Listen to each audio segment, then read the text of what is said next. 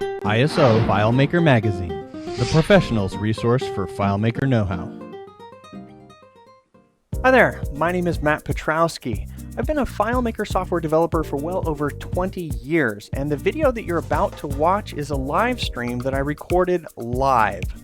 Now, if the content that you find doesn't really match what you're looking for, it's very possible that this is a video that's part of a series. So if it doesn't make sense where you're finding this particular video, then just click on the description down below and you will find a link that will take you to the full series, and you can start with video number 1 and go through all of the videos in sequence. If you like the content and it helps you out, then great. If you'd like more information, then you can always check me out at FileMakerMagazine.com. All right, here we go. We're going to do another video about FileMaker. This solution that we're working on is starting out its life as an iOS solution. We have got the barcode captured down. We've created a developer layout. We are ready to start to skin this thing. We need to make it so that the user would start to be able to use it. Now, currently, we didn't plan out a whole lot of features for this solution. I just started with, hey, if I drove up to a testing center, what's the first thing they'd need to do if I, was getting tested? Well, they need to know who I am, so I went with the driver's license and scanning. We are going to put iOS on this. I have two things on my window. I have my FileMaker solution. This is QuickTime on the Macintosh of my FileMaker solution using FileMaker Go. Now, some of you have asked, how did I capture this data, or how would I capture my driver's license? I've mentioned it in a comment. The only way is to use FileMaker Go. So our scan button right here is running a script. We look at that script, and the script right there is scan. It's not even really a script. It's just a single step. We could have put that step on there, but that button is tied to this script, and it says insert from device. We are capturing a barcode, as we can see right there. So that will capture it. All of our auto enters will just capture the data right into the fields. We've walked through that.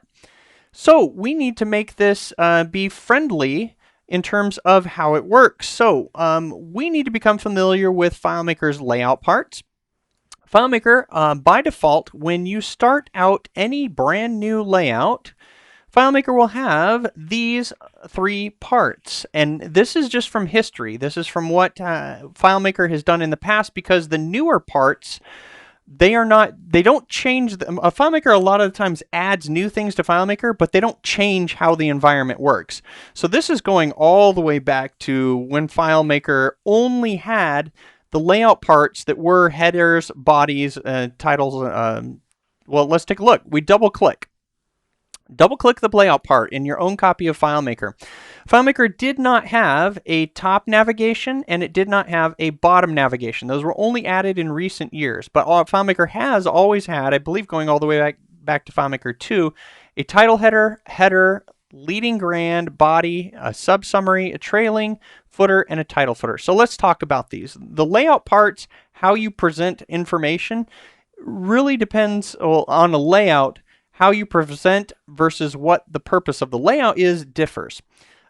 For presenting, the one part that we will almost always have, and that's 99% of the time, there is a 1% that you don't have a body. There are special reports where you will have just summary parts, sub-summary parts, and no body. But almost always you will have a body. Now, if it is a layout designed for the screen, many times that is the only part that you need to have. For a form, if it's going to be a list view where you're able to scroll through data, then you are predominantly going to have, you will have the body, but you will then have the header or the footer. Maybe you'll take the footer off, but you'll almost always have a header and a body, at least on list views. Now, how does that differ from this right here? You notice that when I had the body double clicked, it didn't let me select other parts or change them. That's because everything does have to be in order. Yeah, you can't have a top navigation below the body. It's not possible, so FileMaker will gray out the things that you can switch to. We are going to switch this to the top navigation for iOS for a particular reason. That is because the top and bottom navigation came out about the time that iOS did. I don't know if they added it in response to that or because of it, but it is the only way that we can change the color in the top area. So on an iOS design, I can change this header to whatever color I want, say a blue, and I go into browse mode, and nothing, the blue will change over here, but my title area in iOS will not change. But if we watch this, if I go in and I change this from the header to the top navigation, this is the only part that FileMaker will recognize, and I need to get that to, that went away, but let's see if I can get this to refresh. There we go. There's that. I might have to close this and reopen it in order to get it to update. But this is controlled by this. I don't know why it's changing. And we can temporarily, let's make a script that goes to another layout. We will set this to a single step. This is also as part of FileMaker debugging. When FileMaker doesn't do what you expect it to do, you have to learn how to fix it. So we'll go to a layout, and we will go to our layout that is our new capture layout.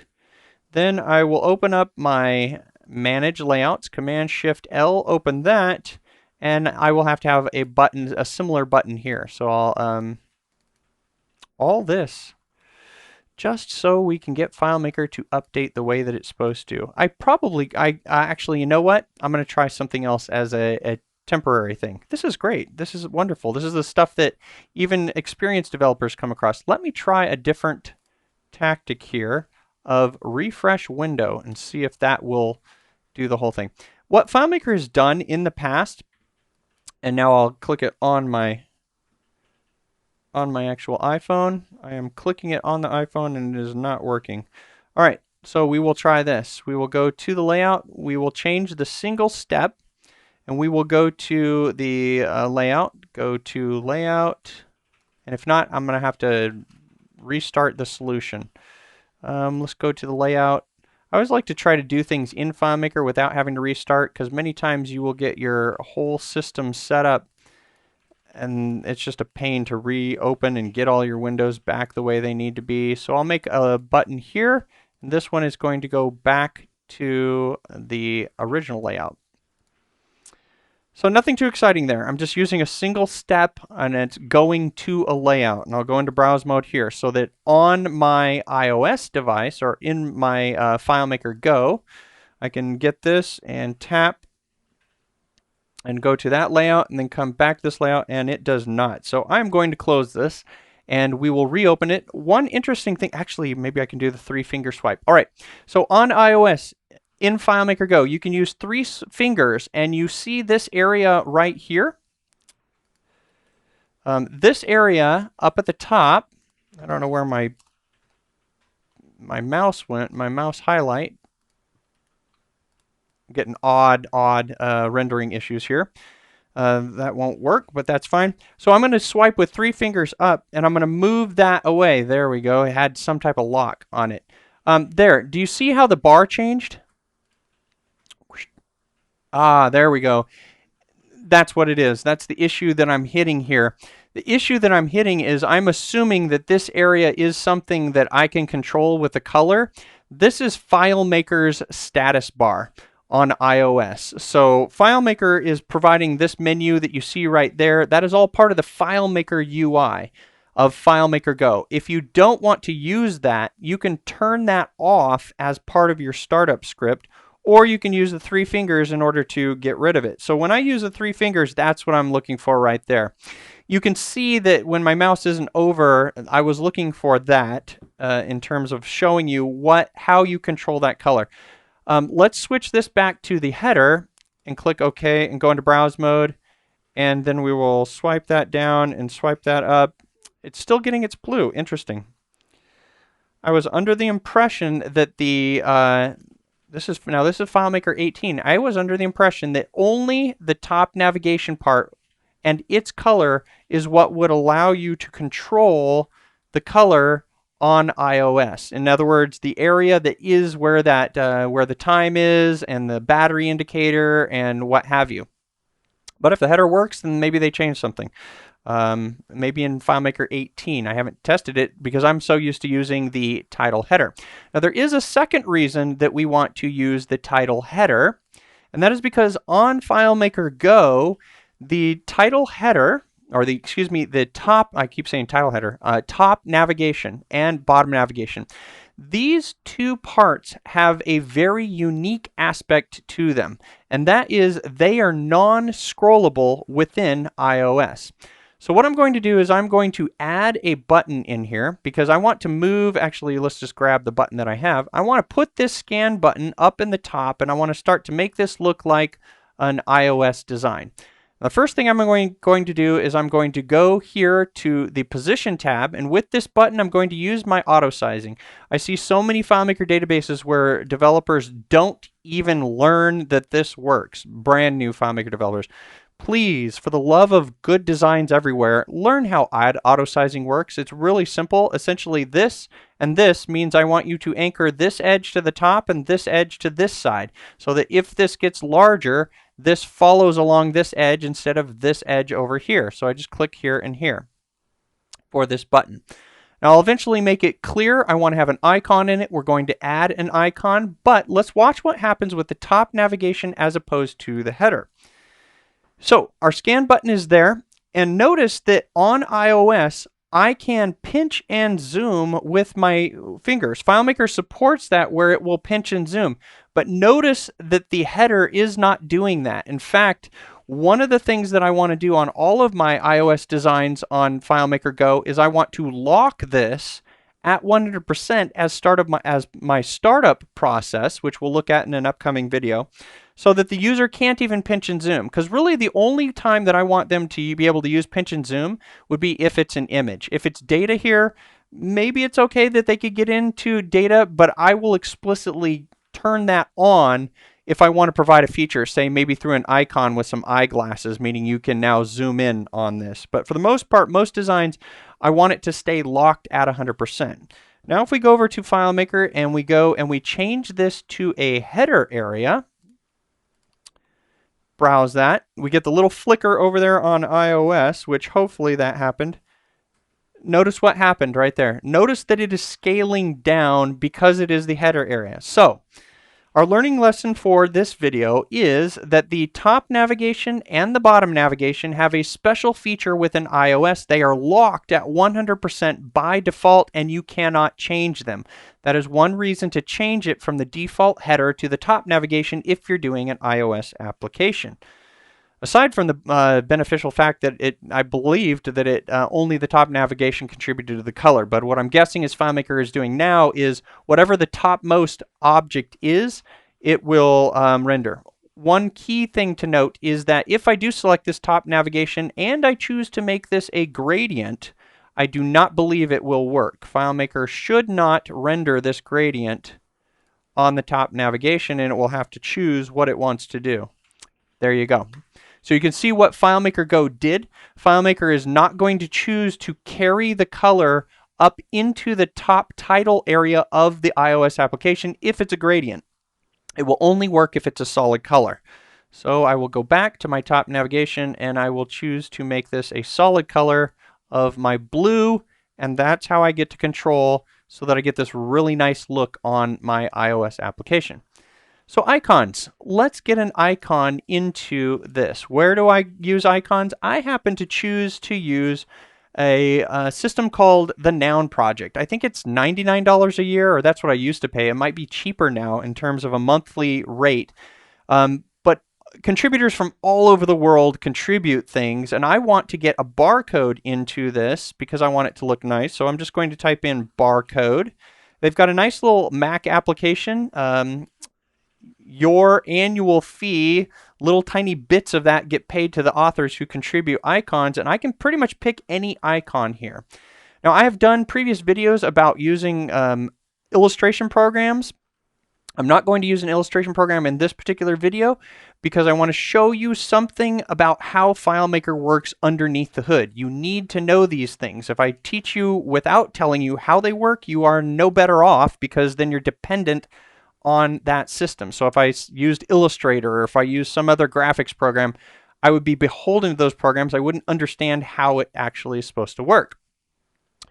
So in FileMaker buttons, when you're going to add an icon, it wants an icon in the format of SVG. It turns out that this particular program, or Illustrator, many of them will export as SVG. Let's say that I want, what's a good looking barcode?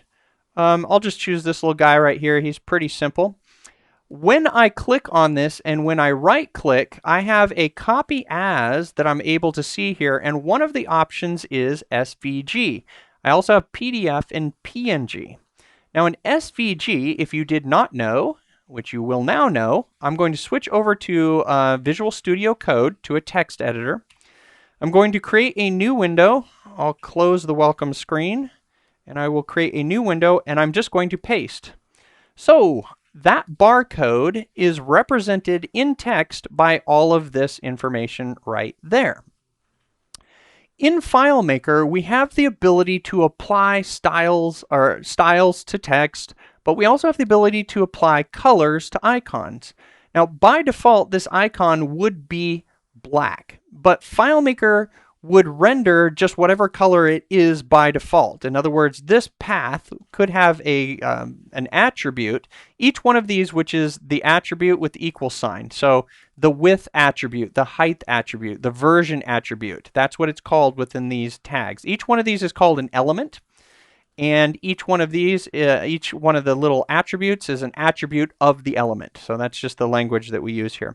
This could have a fill attribute, and it could have a hexadecimal color for the fill. Let's just go with FFF. Hexadecimal, at least when it comes to colors, is always sets of 2. 1, 2, 1, 2, 1, 2, or a sequence of 6.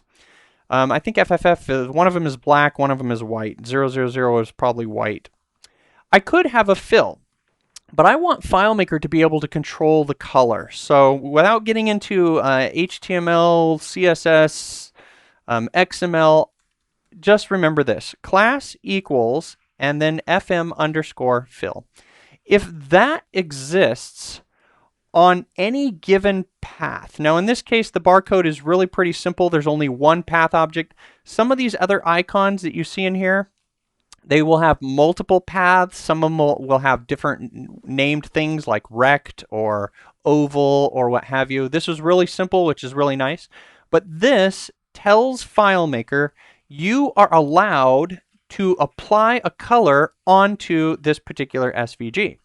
So I'm going to save this now as a file, and I'm going to save it on my desktop. I accessed my desktop right there with Command D, and I'm going to call this barcode, and it is an SVG. So I'll add the SVG extension, and I will save that. Now, if everything works as according to plan, that is a completely valid SVG that I got from the Noun project. I can now go to my FileMaker solution, go into layout mode. I can go to this scan button, double click. My button setup allows me to choose an icon. I previously had added a bus, but I'm going to click the little plus icon here, and I'm going to go get from my desktop, my barcode. So I will insert that, and it looks like that particular object did not come in very clean. Something is up with that particular one. So let me go over to VS Code and see if we can get something else that will be a little bit better. I'll just delete all of that and see if I can get a barcode that's a little bit more clean, but it may have more paths. Maybe it's a good example for us to be able to do that. Let's try this guy right here. Copy as SVG, come over here, paste. There we go. There's our example right there where we've got multiple paths. It turns out that what I'm doing right now is called multiple cursor support in VS Code. Multiple cursor support in text editors is really cool because it allows you to add the same code on multiple lines. Class equals FM underscore fill, and now we will save that barcode and see if we get a better barcode over here. So I'm going back to FileMaker, clicking the plus, and I'm going to add that barcode again. Looks like that one's going to come in a little bit better. All right, so we've got our barcode. I'll get rid of that guy and select our barcode. So only thing I need to do now is pretty much set this up how I want it. Double click. I want a little bit bigger of a barcode, maybe like that big. I want to set my fill to none. I want to set my line to none. I want to switch my icon to be an icon, and I want that icon to be white. That FM fill, that class equals FM fill, that is what is allowing what we just saw right there in terms of the button. So I'll save this as a new style, and I will call this transparent button or transparent reverse, because the icon is reverse as opposed to a color. And I will save my changes to my theme.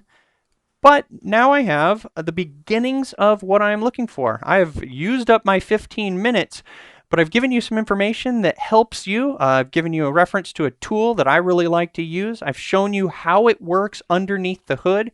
There are applications. There's also a website, I believe, fmsvg.com, or Todd Geist has released the website where it allows you to take an icon that you have and just drag it on top. The icon will come as an SVG, but essentially all he is doing is what you just saw right here. He's just adding that to the text file for you. That's all this tool does. But if you know how to do this, go into a text editor and you can add it yourself for any icon. You're not dependent on any technology, whether that website goes down or not. All right, so we have learned how to get our title bar colored. We will fix our pinch and zoom so that it will work, but now we've got our scan button up in the corner, the beginnings of our application. We just need to make this into a nice UI so that it's easy for the person. They can just tap the scan button, it'll scan it, and then we'll start to develop out the solution. So let's see if I've got any questions. That's a wrap for this particular video. Thank you, Peter, for asking the questions. It's nice to have people who have questions. If you are able to watch these live, then you get to ask questions, and I will answer them. Again, if you want notification, click subscribe, click the bell icon, and give me the thumbs up if you want me to keep doing these. It helps me with my YouTube rankings. Peter asks, how do I keep my plugins up to date? To be honest, I don't. In all honesty, really the only time that I need to update a plugin is when I know that the newer version of the plugin has a feature that I now need to use. Otherwise, the plugins for themselves, unless you update your copy of FileMaker from like 18 to 19, and then that causes the plugin to break, which is usually then the plugin developer has to recompile the plugin, then it really isn't a problem. So I don't worry too much about keeping my plugins up to date. Every once in a while, I'm signed up to their newsletters or whatever, and I see that in my email and check them. But otherwise, I don't really worry about the plugins too much. Unless you know you need the functionality. When it comes to plugins, when we went through the video a couple videos earlier, and I'll bring up the preferences, when we talked about these plugins and installing them, these are all specific to me as a developer, things that help me as a developer, not plugins that I necessarily use to install on client installs for FileMaker. Although many of them are useful, typically my approach when it comes to plugins is if I can make it so that the solution will work without having to install plugins on the client machines, meaning the users, then I will opt to use the plugins functionality on the server side. Because when you have a plugin on FileMaker server, so unless you're using FileMaker Cloud or some restrictive host, if you can get the plugin on the server side, then you can, most things that you would do on the client, you can tell FileMaker to run the script on the server with the server plugin. It will do whatever you need, and you only have to buy that one plugin or license it for server. It's a little bit more expensive, but you don't have to deal with deployment and getting that plugin onto each and everybody's machine, which isn't that bad because you can use the install plugin script step, but for the most part, these are what I use for development. For example, if I'm going to write Python code within using Bbox, I'm going to put Bbox, if it's a Mac server, I'll write the code in my development environment, but then I will set up the server so that it will run the Python code, and no user ever has to install Bbox or Base Elements. And for that matter, Base Elements is actually a good one if you want to install that client side because it is free. But that's what I'll do with plugins. Let's see, we got another one. User Mac Brian, thanks, all good, cool. Oh, good question, Peter. How did I get my iPhone to be on my desktop? This is actually how I develop when I'm working on Windows or when I'm working. Actually, I won't put it on my desktop, but I will have a copy of FileMaker Go running at the same time that I'm using so that I can see exactly what I'm getting. But here, what we can see is this is just QuickTime Player. So when you go to QuickTime Player, you can do it's either a new screen recording or a new movie recording. And then what happens is this little widget that you see on the movie player right here, you can select this and you can choose your iPhone. And then it will put your, QuickTime will capture whatever's directly on your iPhone and play it on your screen. So it's good for doing videos like this. So good question. All right. Is there a scroll lock for iOS layout windows? There is, Digital Box, when you're asking about a scroll lock, are you talking about preventing the user from being able to scroll up and down like this? Or are you talking about preventing the zoom like that? If you're wanting to prevent the user from scrolling up and down, that's a matter of making the layout size smaller than the maximum resolution of the iOS window that your solution is going to be working on. And you have to remember that the number of iOS devices that are out there now, there's all kinds of resolutions. So you have to pick whatever is the smallest device. If the smallest device is an iPhone 7, then that's your smallest size, and you design your layout so that everything else will scale up to like an iPhone X. If you're talking about the pinch and zoom, we will be addressing that in an upcoming video, and that is going to be basically setting the zoom level, which we're going to talk about a startup script, but that is going to be just for showing it right now. You type in zoom, set zoom level. As part of the startup script, you'll see that we're going to set this to 100% and we are going to lock it on. So when you turn the lock on the zoom, what will happen is on iOS, the user will not be able to pinch and zoom. They will not be able to accomplish that right there. All right, another question. Let's see. How do you move the captured area from your FM Go to your computer? How do I move? Oh, I missed a question. iPhone 10 or iPad Pro will not scan California driver's license using alternative scan software makes custom function throw errors. Interesting. Good question, Greg. All right. So he's saying that the iPhone 10 or the iPad Pro will not scan a driver's license. Interesting. I don't have an iPhone 10. All I have is an old 6 and an 8. If anybody else is watching this, try a test out and let's double check on the iPhone 10 or an iPad Pro. I do have an older iPad Pro, and I will check that out. I did make a comment to somebody. Let's see if I've got a little card right here. Okay, a card and my phone so I can show an example. So one of the things I mentioned was the amount of light that is on the barcode that's reflected into the device. Sometimes you have to move the device in different orientations, and sometimes you can go like this and stuff.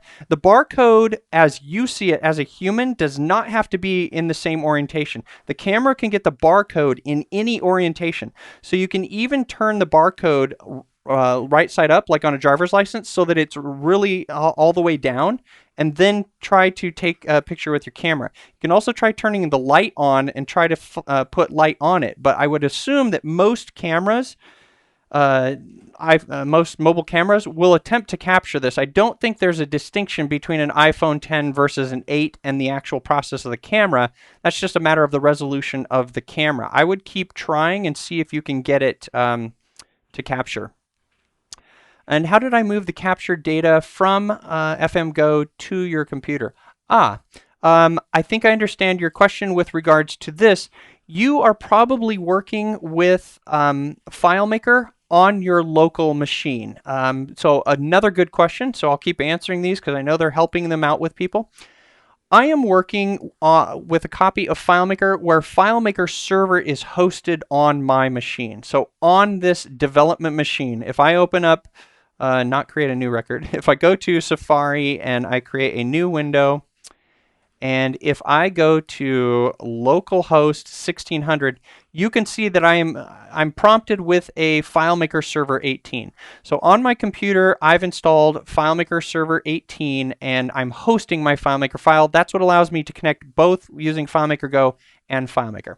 I realize that some of you are not able to do that.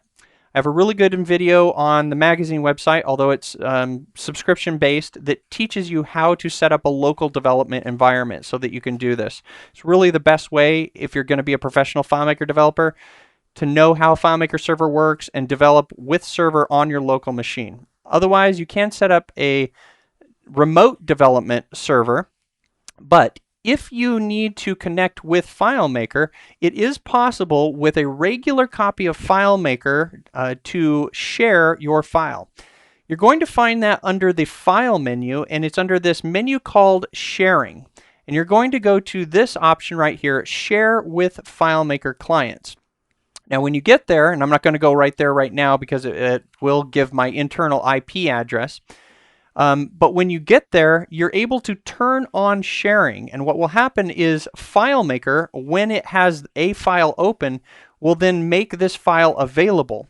Then provided your iPhone is on your same local network or connected through Wi-Fi to your same local network, which inevitably is, you should be able to then open FileMaker Go and be able to connect to this particular file. There's one thing you need to make sure of is this should be checked by default, but any copy of any FileMaker file that you want to be able to connect to, you have to set the file with the user account that you're logging in with to be able to connect based on FileMaker. That is going to be found under the File menu, under the Manage, and you're going to go to Security. Once you're in Security, we can see that I have an account called Matt, and it is using the full access by default account that FileMaker creates. So when I select on this and I click on this little privilege set right here with this little button, this allows me to see what are the things that this particular privilege set, the full access, can do. I am not able to modify this particular privilege set because FileMaker sets it. It has to. It's the root level access to this file. But this is the all-important setting that we're looking for. We have to make sure that in order to access this file via the FileMaker network, this must be checked right here. So sometimes when we're creating files, we will create a new account and then a new privilege set, but we will forget to set the privilege set that tells FileMaker, hey, I want you to be able to allow access to this file across the network using FileMaker. And so that's how you can do that, is you need to share your file within FileMaker, and then you can open up FileMaker Go and you should be able to connect to the file even if you don't have FileMaker Server. All right, so that probably will do it for the questions. Good, we've just got a couple of thanks in here. So very much those of you logging in, watching this live, thank you for the questions. It makes it more interactive and helpful for me and also helpful for other people. Hopefully, I know I'm well over the 15 minutes on this, but I think you guys will enjoy getting the information, just the little tidbits, and knowing even that much more about FileMaker and how it works. So until the next video, much luck to you, and see you next time. Remember those thumbs ups. Bye-bye.